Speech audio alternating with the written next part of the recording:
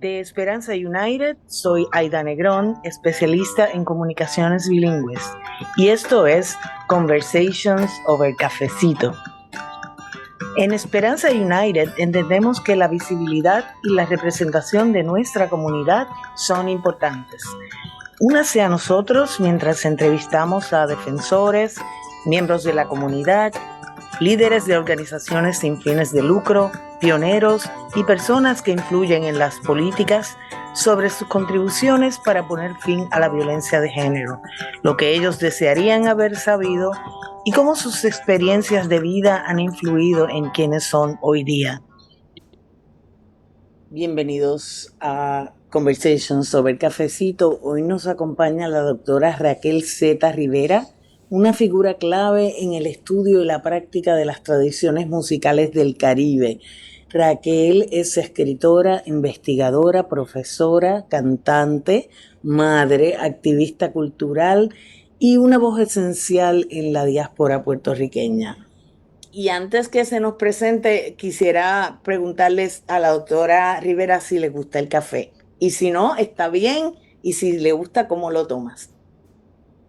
A mí me encanta el café. El café es un problema para mí. Tanto así que tuve que dejar de tomarlo. Ahora es como que de vez en cuando me doy el lujo porque me gusta bien cargado.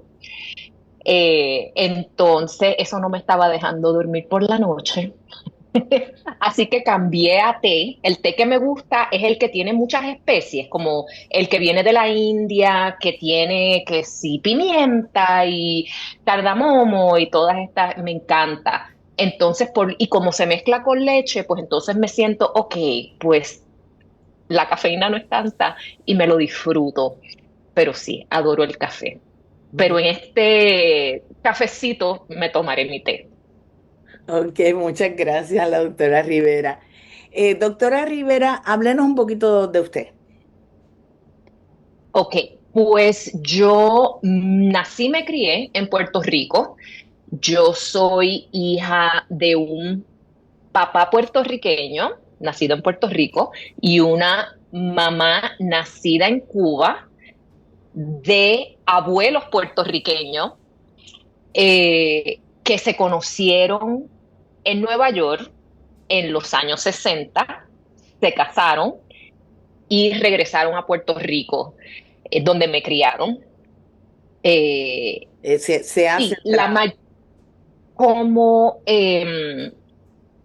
como académica, la mayor parte de mi trabajo se ha centrado en la música. Yo publiqué el libro New Yorkers from the Hip Hop Zone, que es un libro que relata la historia cultural de los puertorriqueños dentro de la cultura hip hop en Nueva York. Wow, ya hace más de 20 años, en el 2003, que está basado en mi trabajo doctoral que hice a través de los 90. Entonces, es una historia cultural sobre la participación de los puertorriqueños en Nueva York dentro mayormente del baile que está relacionado a la cultura hip hop y la música. Entonces, por ahí fue que yo empecé y a la misma vez había estado estudiando el reggaetón, bueno, el reggaetón, proto-reggaetón, pre-reggaetón en Puerto Rico.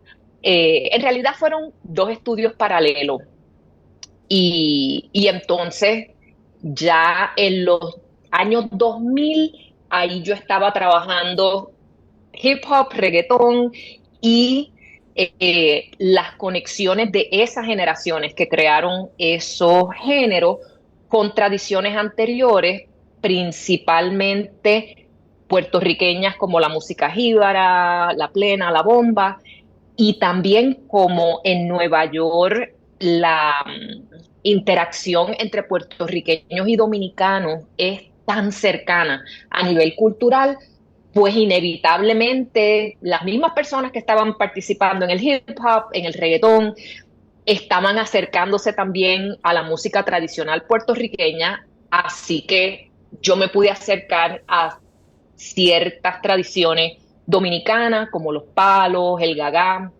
gracias a todos estos músicos en Nueva York que tuve el privilegio de conocer. Y durante esa época también fue que me di cuenta que yo no solo estaba interesada en estudiar la música, sino que poquito a poquito, haciendo coro, me doy cuenta de la importancia de mi participación, eh, y de que yo no me considero, yo canto, pero a mí en realidad no me gusta mucho performear, vamos a decir, yo soy bien introvertida, entonces lo hago, pero en realidad lo que disfruto más es hacer canciones y grabarlas y pues las canto en público porque yo digo, yo le debo esto a mis canciones. Ellas se merecen que yo las cante en público, pero no es fácil. Muy interesante, muy interesante. Y se dice que la música caribeña es bien poderosa y que se puede ver la resistencia y la memoria a través de la música caribeña. ¿Qué nos puedes decir sobre eso según el trabajo que tú has hecho? Yo creo que esto es un fenómeno de la música en general. Todos y todas tenemos experiencias con la música, ya sea dentro de nuestras familias, en nuestras comunidades.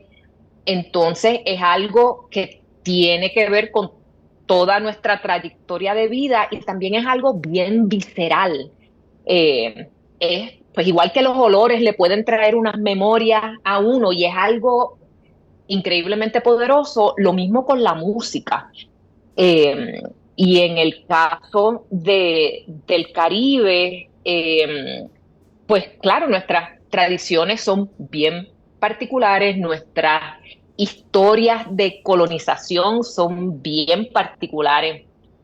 Entonces, para hablar del caso puertorriqueño, que al cual yo estoy más cercana, eh, es una maravilla y un milagro que nosotros insistamos en nuestras tradiciones. Y esa es una de las razones por las cuales Nuevo México me estuvo tan...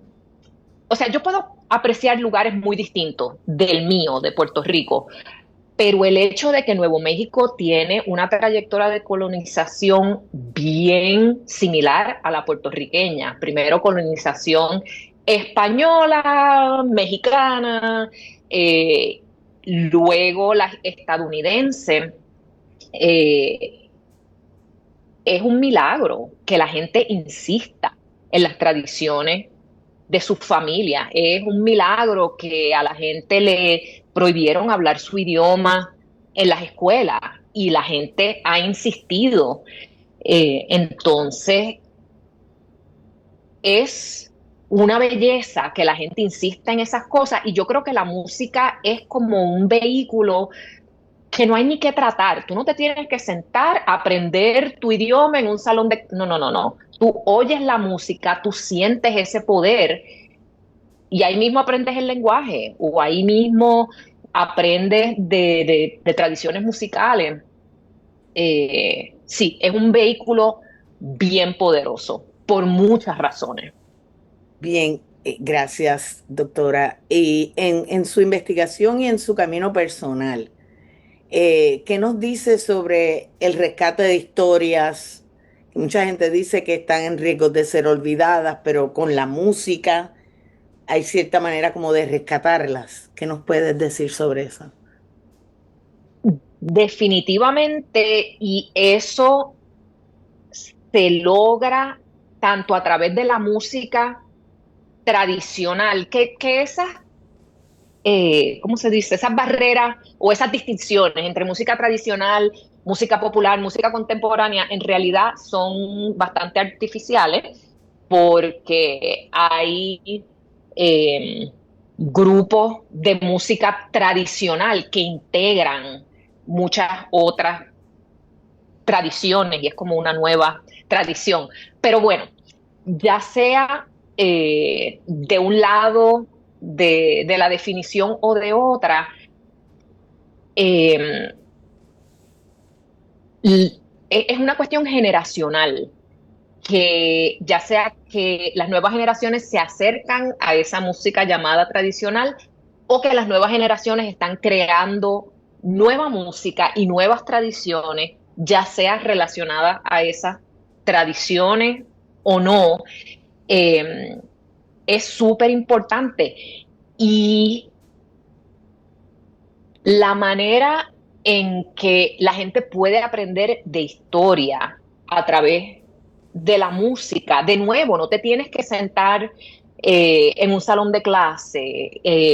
Pues hay gente que le encanta leer y hay gente que no le encanta leer, pero a casi todo el mundo le gusta escuchar música y es una manera bien poderosa, efectiva y la misma palabra que dije ahorita, visceral, especialmente si es música que te captura los sentimientos, que te pone a moverte, pues tú estás aprendiendo de lo que no sabías, de las historias que no estaban en tu consciente y casi sin darte cuenta. Es una manera potencialmente bien placentera de aprender sobre esas historias que no necesariamente nos contaron en la escuela o nuestras mismas familias, porque debido a las historias de muchas comunidades hay mucho trauma, hay, y hay mucho silencio alrededor de eso y hay vergüenza también muchas veces y la gente pues no le quiero contar a la próxima generación lo que me pasó a mí, pero esas nuevas generaciones quieren saber. Esas historias son bien importantes de contarlas, ya sea para tener fuerzas para repetir las cosas buenas o tener la información para decir no, esa parte de la historia no la vamos a repetir, se acabó, queda en el pasado, pero hay que saberla. Muy bien, gracias. Eh, Se habla mucho de la preservación de la identidad en las comunidades latinas. Eh, ¿Qué papel cumpliría la tradición oral en la sanación o en la preservación de esas identidades? Es clave, la música es tradición oral, eh, es más, es tradición oral con este otro elemento que envuelve aún más a la gente. Contar una historia ya es súper poderoso, ponle música. Digo, claro, esta soy yo que amo la música, entonces siempre voy a pensar que ponle música y cala más hondo todavía. Entonces hay muchas historias que no las van a contar ni los artistas famosos, o quizás nadie va a escribir una canción sobre eso, pero si uno está escuchando a la tía o al abuelo, eh, uno puede hacer la canción. No hay que esperar que otro haga la canción. Y eso es súper importante. E igual que yo cuando adolescente no apreciaba la música jíbara que era tan importante en mi familia y los boleros, esa era la otra música súper importante en mi familia. Eh, que de la misma manera que yo no apreciaba los boleros y la música jíbara que eran tan importantes para mi familia, yo no estaba pendiente de, pues sí, mi abuela estaba contando una historia y pues sí, yo así seguía haciendo lo mismo. No es como ahora que yo digo, ay, si le hubiese hecho más preguntas. Y estoy pensando, mis tíos, yo le quiero preguntar esto a esta y esto a este. Eh, y es bien importante crear esa conciencia de que se nos va cierta gente clave y siempre se va un montón de cosas con ellos. Entonces, lo más que nosotros con intención podamos conectar con todas esas personas y todas esas microhistorias eh, que forman, ¿verdad? La historia grande de la familia o la historia grande de la comunidad es bien importante. Y ahora hablando de historia, si tú pudieses dejar una historia para las próximas generaciones, ¿cuál sería? O Mira, hay menos el tantas y tema. tantas. Eh, Mi papá fue un personaje bien maravilloso, músico, loco, amoroso. Entonces, lo primero que pensé, yo, historias de mi papá, porque mi papá es este personaje, pero después, cuando estaba pensando, ok, ¿qué te podría responder? Pues ese es el primer personaje que me viene a la mente, pero entonces me vino a la mente algo que está en el ojo público, ¿verdad?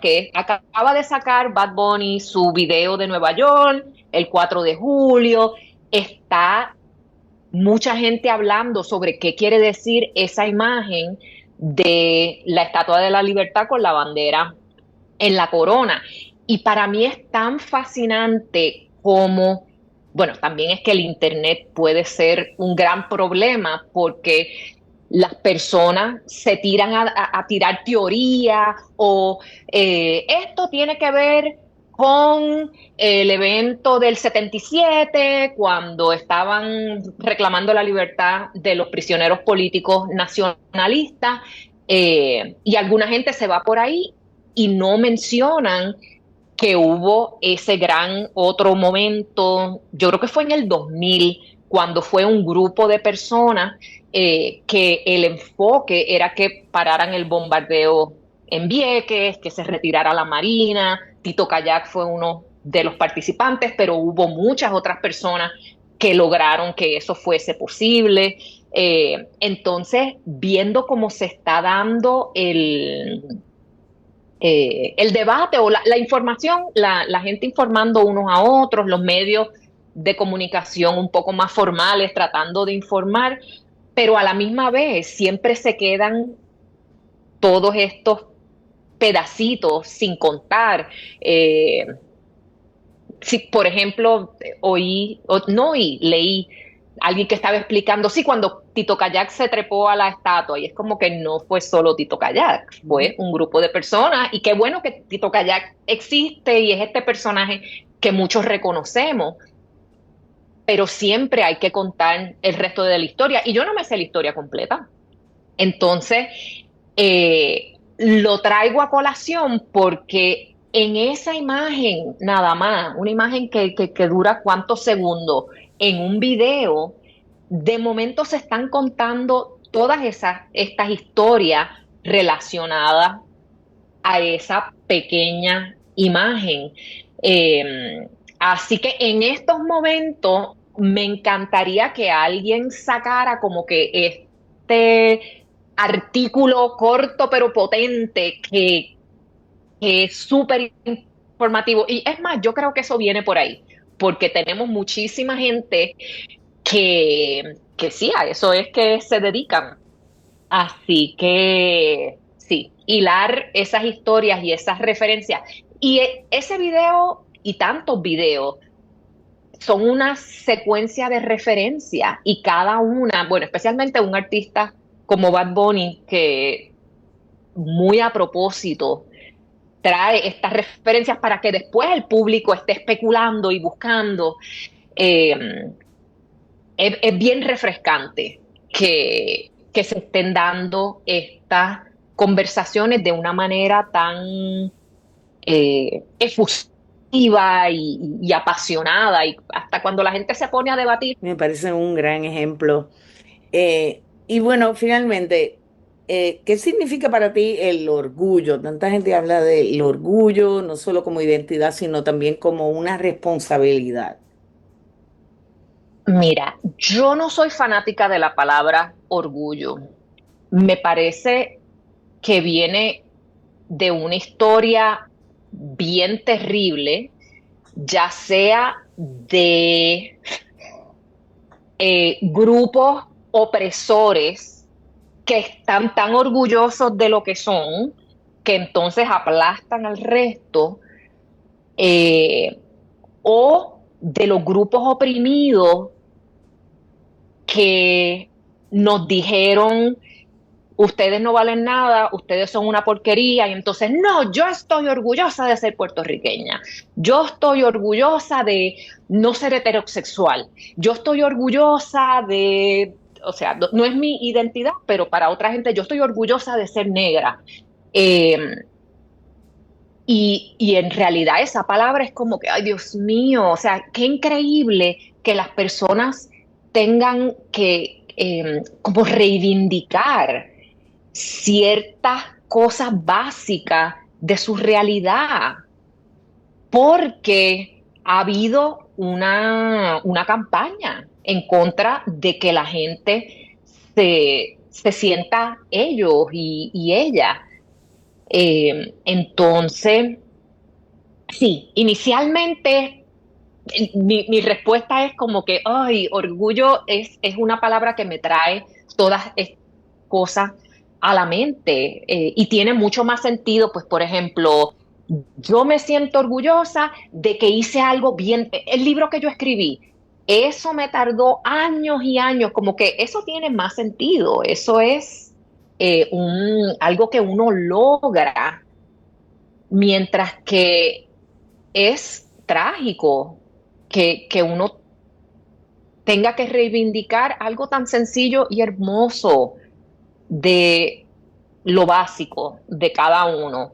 Pero lamentablemente vivimos en un mundo donde la gente tiene que decir: yo estoy orgulloso de ser mexicano, de ser inmigrante, eh, y a la misma vez no nos podemos quedar en este orgullo superficial, esta reivindicación de la identidad superficial. Ah, pues, ¿qué quiere decir eso? Orgullo de ser mexicano inmigrante, ajá, y eso quiere decir que tenemos una situación en este país donde no podemos permitir que se abuse de las comunidades inmigrantes. Tiene una aplicación inmediata. Y claro, no hay que ser mexicano inmigrante para tomar una posición pro inmigrante y querer la justicia para las comunidades inmigrantes, pero a la misma vez, y si esa es tu identidad y no estás haciendo algo concreto en términos de mejorar las condiciones, ya sea al nivel más personal, si tú estás en tu casita, ya estás retirada, ya no ves tanta gente, pero tienes tu familia, tienes tu vecino, esa responsabilidad de, sí, como que aplicar, ajá, y yo soy tal cosa, ¿y qué quiere decir eso? Especialmente en un mundo tan injusto. Dame un Eh, segundo. ¿Qué uno hace con esa identidad? ¿Qué responsabilidades tenemos cuando decimos quiénes somos, cómo somos y nos sentimos bien? ¿Cómo nosotros convertimos eso en una responsabilidad? Sí, exacto. Orgullo no es suficiente, identidad no es suficiente. Es algo bien básico y que en nuestro mundo, pues sí, es importante desarrollarlo y tenerlo y estar seguros de quiénes somos, pero es importante ir más allá. Muchas gracias a la doctora Raquel Rivera por compartir con nosotros hoy y tener esta gran conversación en Conversations over Cafecito. Este ha sido otro episodio de Conversations over Cafecito, presentado por Esperanza United, antes conocida como Casa de Esperanza. Con este podcast construimos puentes y conexiones entre la investigación, la práctica y las políticas para inspirar respuestas efectivas, para eliminar la violencia doméstica y para promover relaciones saludables dentro de las familias y comunidades latinas. Para obtener más información, visite esperanzaunited.org. Este programa fue producido por el personal de Esperanza United y la música compuesta por Joey Horton. Soy Aida Negrón, especialista en comunicaciones bilingües. Gracias por escuchar. Hasta la próxima.